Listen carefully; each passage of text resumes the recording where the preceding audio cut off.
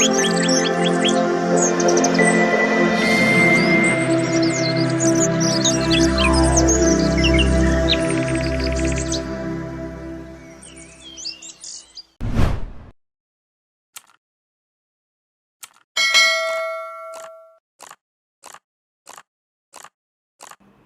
கேரளா மற்றும் அதனை ஒட்டியுள்ள கடலோர பகுதிகளில் வளிமண்டல மேலடுக்கில் ஏற்பட்டுள்ள சுழற்சி காரணமாக இன்று தமிழகத்தில் மேற்கு தொடர்ச்சி மலையொட்டிய மாவட்டங்களில் ஓரிரு இடங்களில் லேசான மழை பெய்யக்கூடும்.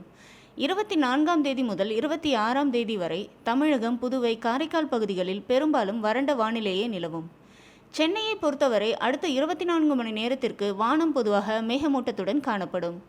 நகரின் ஒரு சில பகுதிகளில் லேசான மழை பெய்யக்கூடும்.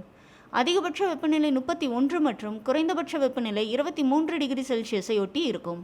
அடுத்த 48 மணி நேரத்திற்கு வானம் பொதுவாக மேகமூட்டத்துடன் காணப்படும்.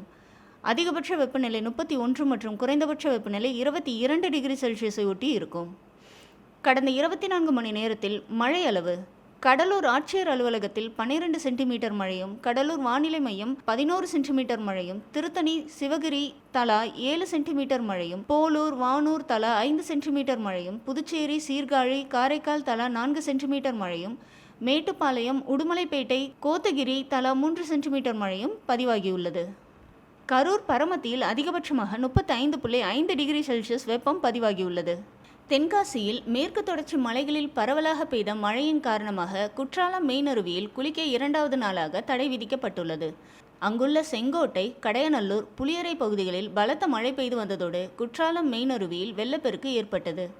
மேலும் மழையின் காரணமாக அங்கு பாதுகாப்பு வலயத்தை தாண்டி தண்ணீர் கொட்டிய நிலையில் சுற்றுலா பயணிகள் குளிக்க நேற்று விதிக்கப்பட்டிருந்த தடை இன்றும் நீட்டிக்கப்பட்டுள்ளது.